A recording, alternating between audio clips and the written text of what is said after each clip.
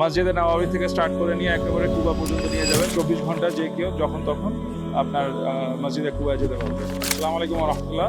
আমরা আজকে মসজিদে নববীর দক্ষিণ সাইডে এসেছি।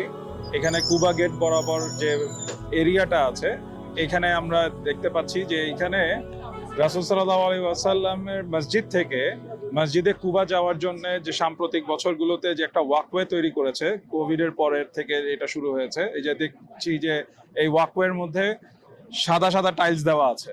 সো বেসিক্যালি এখান থেকে নিয়ে আনুমানিক 4 কিলোমিটারের মতন আপনার 40 থেকে 50 মিনিট সময় লাগবে হেঁটে যেতে মসজিদে কুবায় যাওয়ার একটা রাস্তা করা হয়েছে।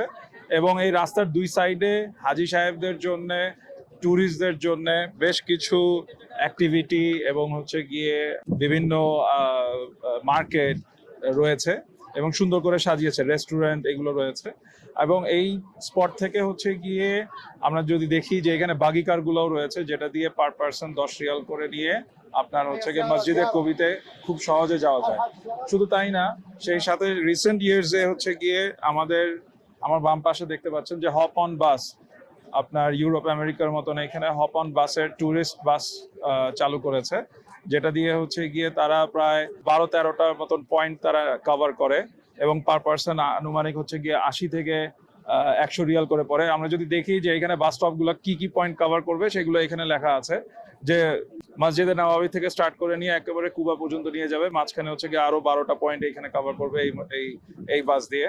আর এখানে হচ্ছে গিয়ে বাগি কারগুলো রয়েছে, বাগি কারগুলো থেকে এখান থেকে নিয়ে মসজিদে কুবায় নিয়ে যাবে, পার পার্সন হচ্ছে গিয়ে 10 রিয়াল করে নিয়ে যাবে। সো এবং এগুলো হচ্ছে গিয়ে 24 ঘন্টা অ্যাভেলেবল থাকে। সো ওয়ান ওয়ে হচ্ছে গিয়ে 10 রিয়াল, আবার ওখান থেকে আপনি যদি আবার গাড়ি ভাড়া করেন তাহলে ওখান থেকে এখানে আপনি আসবেন 10 রিয়াল।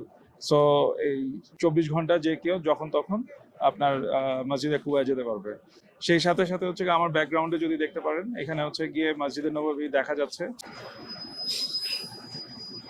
আমাদের পিছনে মসজিদে নববী দেখা যাচ্ছে এবং আমরা যদি একটু আগে বাড়ি, এই হাঁটা রাস্তা দিয়ে যদি একটু আগে বাড়ি, তাহলে হচ্ছে কি আমাদের স্ট্যান্ডার্ড প্যাকেজের হোটেল আল মদিনা স্টার দেখা যাচ্ছে। এই সামনের বিল্ডিংটা, এই যে পেছনের বিল্ডিং যেটা আছে, দ্বিতীয় বিল্ডিং আল মদিনা স্টার হোটেলটা দেখা যাচ্ছে, যেটা আমাদের এই বছরের স্ট্যান্ডার্ড প্যাকেজের হোটেল।